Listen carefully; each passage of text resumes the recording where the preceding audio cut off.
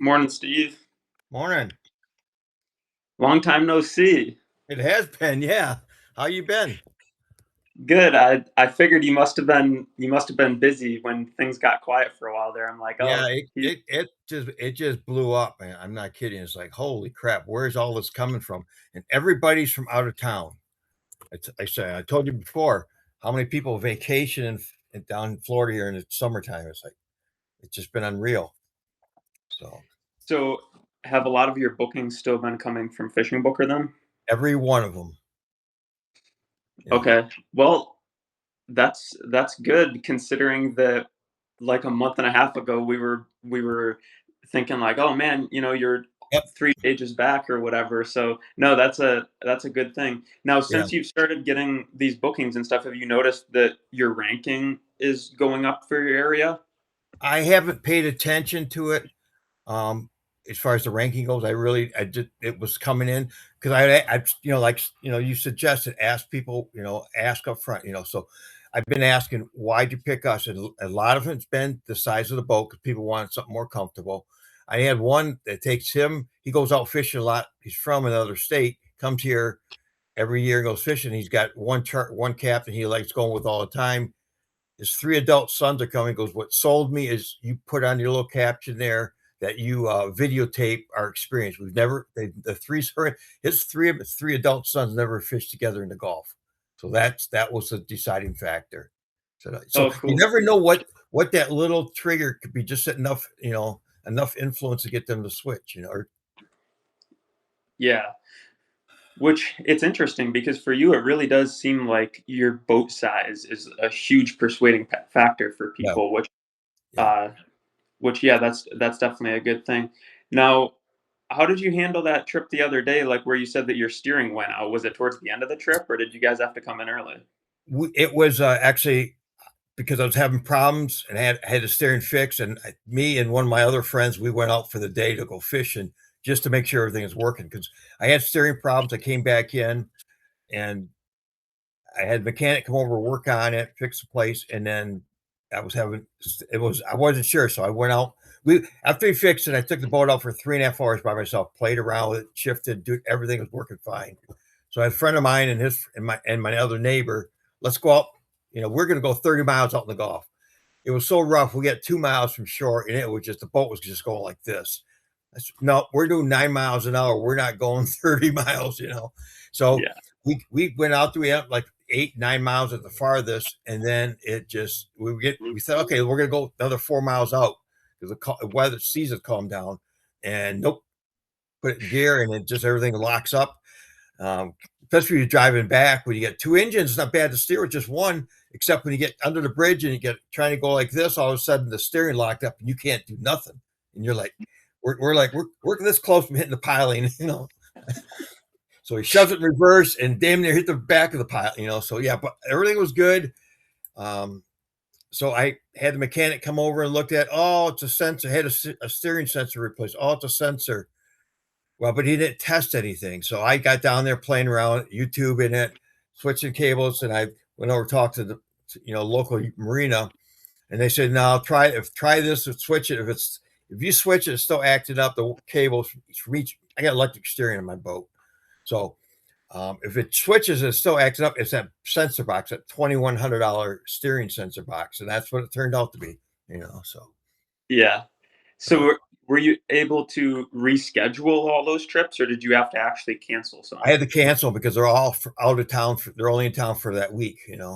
Yeah, So, that's the downfall about the out of towners that I was wondering yeah, is, yeah, when it's local clients, you can pretty much just always reschedule, but correct. out of town, it is what it is, which sucks Right. because then you look at like not only did you have the $2,100 part, but then you also had all of that lost revenue. But Yeah, it is yeah, what it is.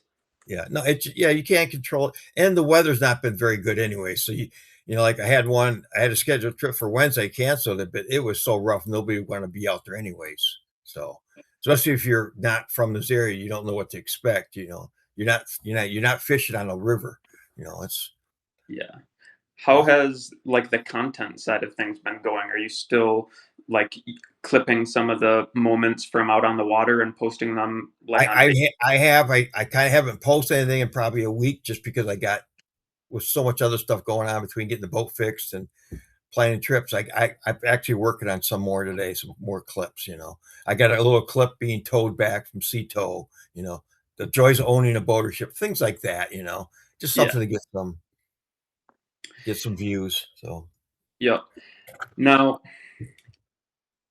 you probably know from our conversations before that I'm a big advocate for trying a lot of different things at first and yep, then seeing what works and then just riding that wave as hard as possible. Like I've yep, told you, a bunch of times before, like how I was trying like the postcard marketing and the this and the that, and then it was mhm, kind of like signs were like the thing that really worked well for me. So that was the wave that I kind of rode per se. And don't worry, I'm not saying that you should do signs. We've already came to the conclusion that that's not a good chance or not a good thing for yep, your area because it's not a good environment for it 'cause it's so busy and whatnot. But what I'm getting at is for you, it seems like hey, you've tried. I don't want to say that you've like gave content 100% effort mhm, because it takes years to do it right, but like right, you've been pretty consistent with content. We've tried some other different stuff that's some's worked better than others, but it's really becoming clear that like the big thing, like the wave for you to ride, seems to kind of be FishingBooker,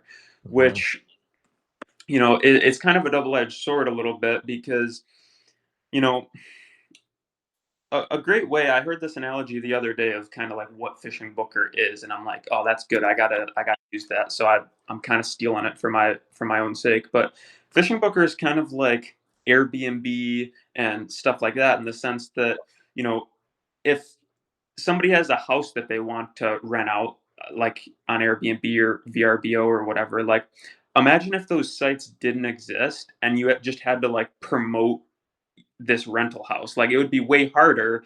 true, Whereas when thanks to these sites like VRBO and all these other booking sites, you just put it on there, and then the mhm, people are already there because you have the distribution. Same thing like with YouTube. Like you know, people can post a video on YouTube and there's like 2 billion users on YouTube already. So YouTube has the distribution to show your video to people on the platform. Whereas if you just recorded a video on your phone and didn't post it on any platform, you'd have to right, like individually try to advertise to get people to watch this video. yeah, So I really started thinking of all the different, whether it's YouTube for videos, whether it's VRBO for rental houses, whether it's Fishing Booker for charters, they're kind of each industry has like this like agency that collects a group of people that are interested in the thing. Like you go to VRBO if you're looking for a place to stay or Airbnb. You go to YouTube if you're looking for videos to watch. You go to Fishing Booker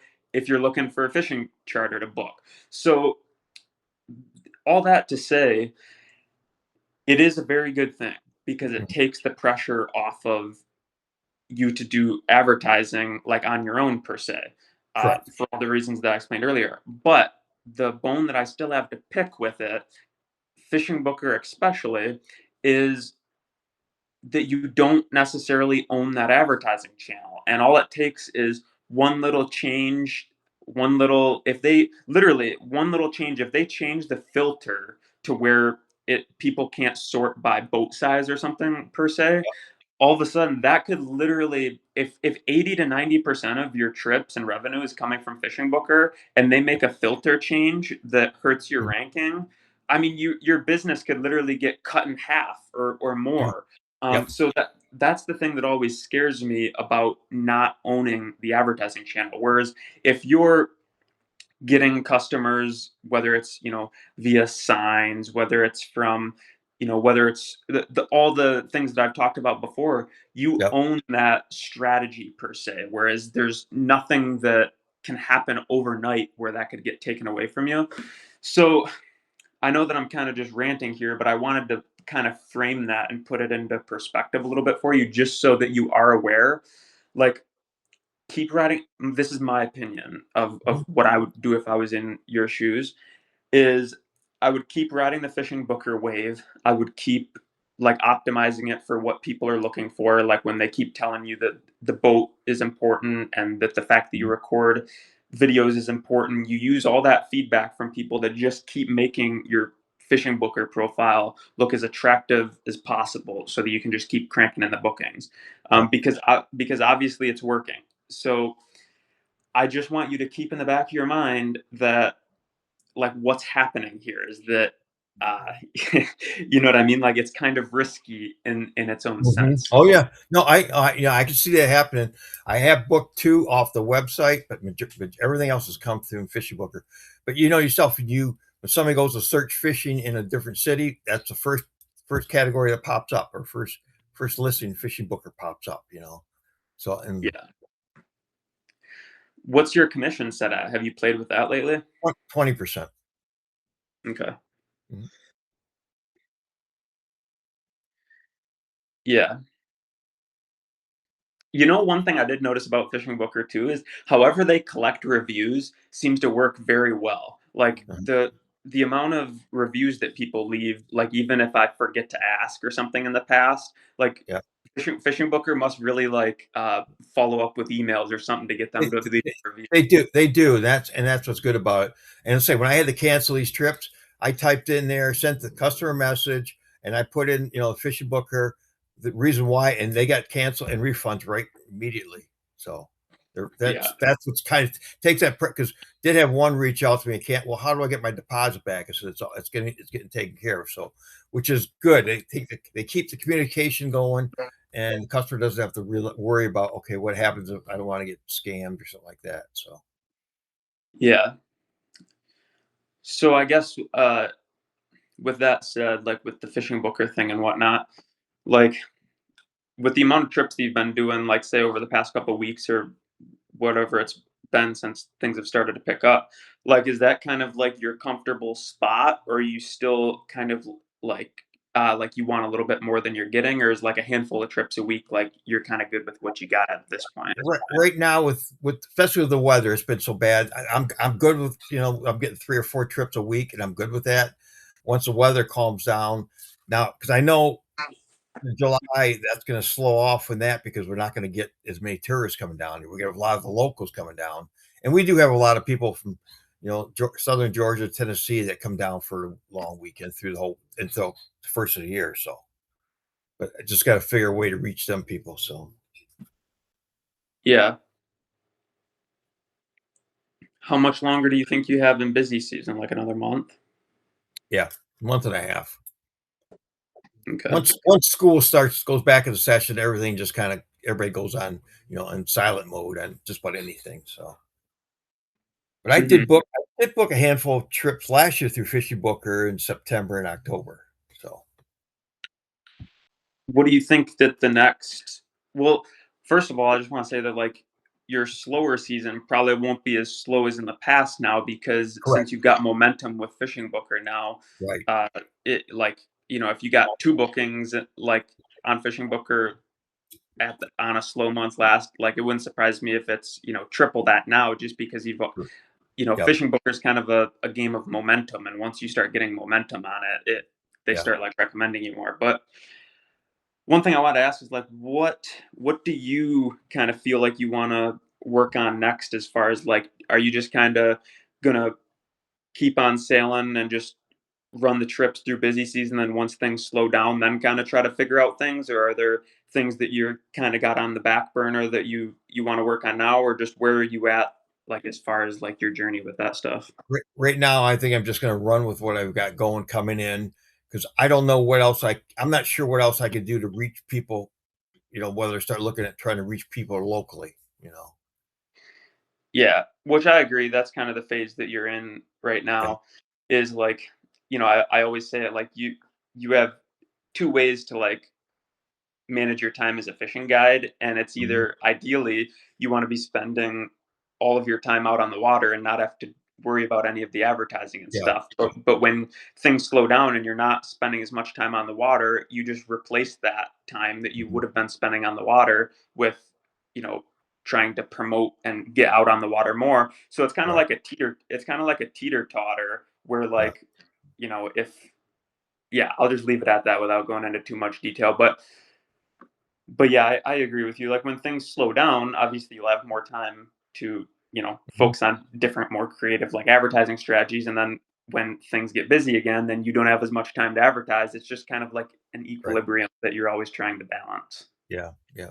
It is, and, again, we got a lot of competition in this area, so Yeah, but especially once you start getting, because the thing about Fishing Booker too is, sure, you pay for the client once, but if they come to book with you again, like ideally they should know not to go through Fishing Booker again and just right. come to you directly. So you kind of own that client for like Correct, yeah, and that and indefinitely. I've got a few people that said, "Oh, we're gonna call you direct next time, we're coming back." Which is good, Yeah. so Yeah, that's one of the biggest things like with charters in general that I've noticed is you don't always want to be on like this advertising treadmill of, and it takes time, but when you have a leaky bucket, like when you keep having to, and I'm not like picking on anyone in particular, I'm just speaking to like general like charters, the industry in general, is when you have a leaky bucket,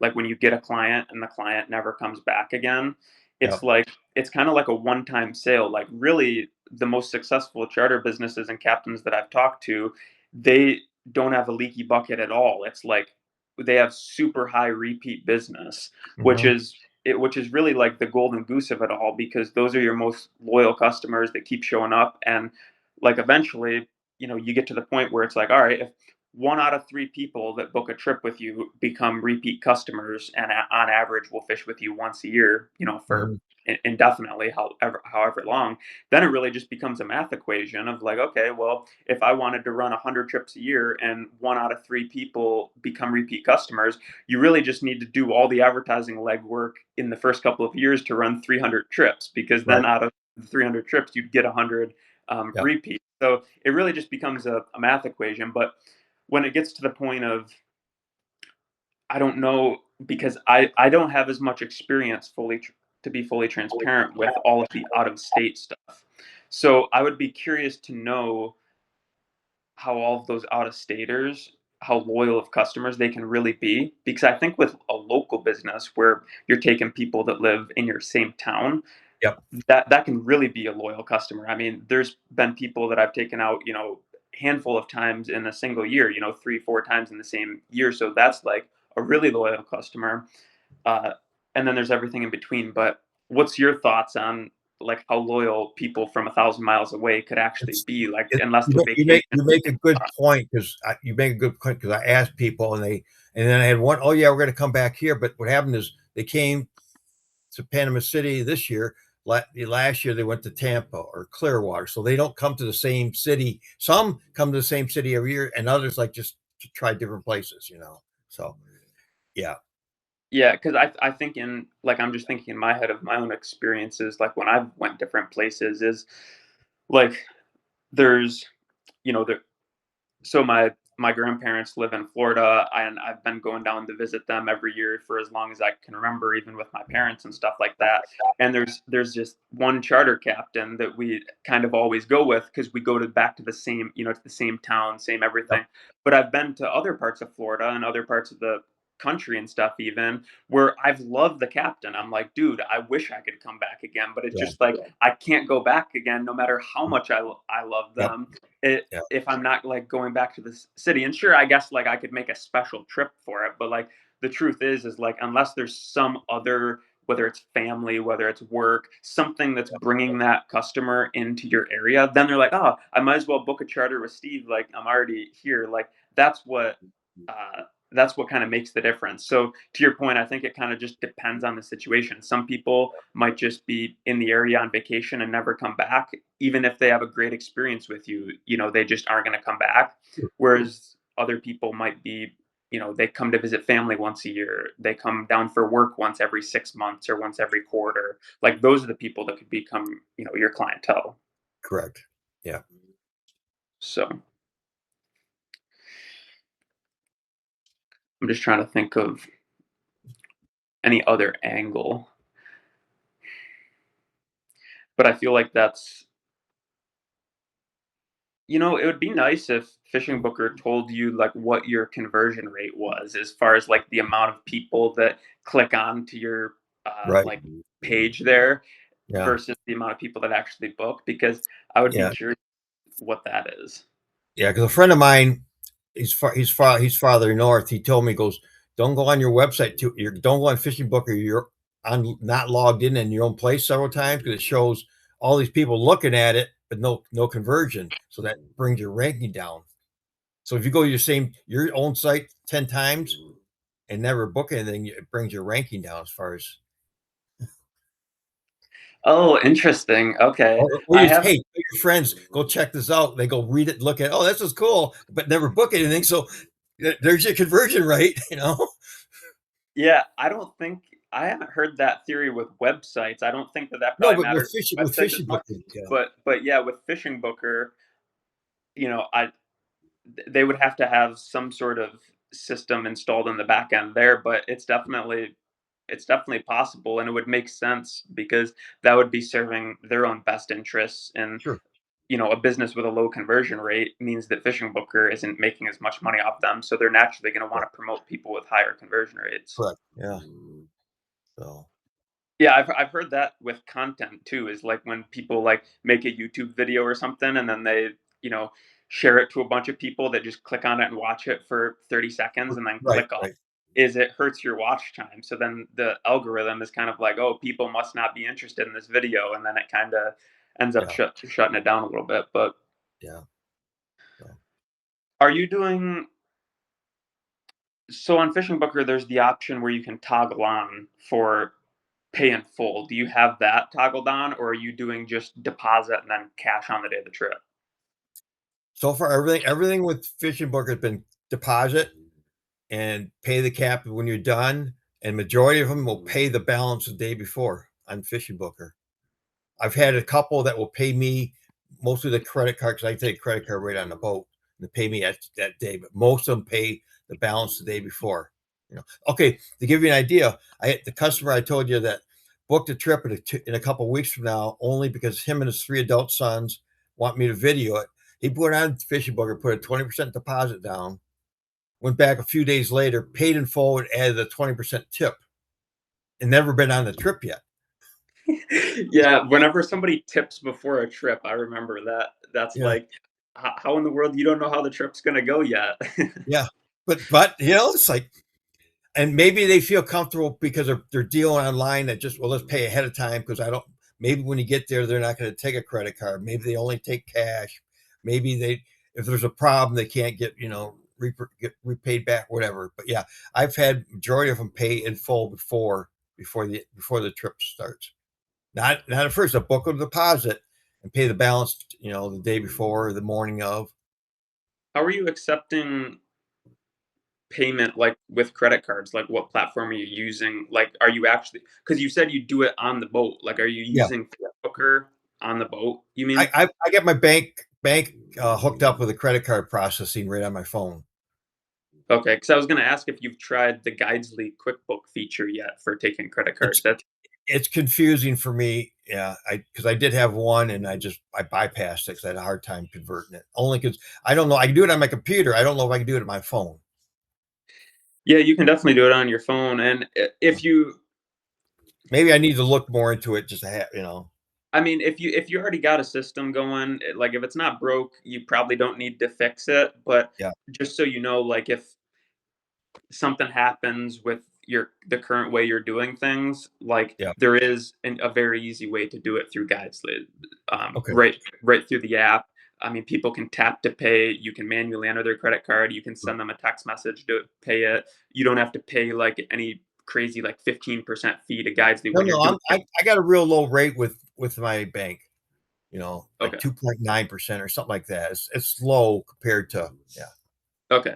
So yeah, if you got something good going, then keep going with it then. yeah. So I've only But had 2 people book through Guidesley a trip with a deposit and balance they paid, directly. So and how did they find it? Where like was it a Google search? it was through Facebook or for the Fishing Booker, and they looked fishing, wanted more information. Then they Google it, found the website, and then here, it's like So it's all just Fishing Booker. Fishing Fishing Booker Booker. is All the leads are coming in from Fishing Booker, and then some are going to the websites, and Yeah.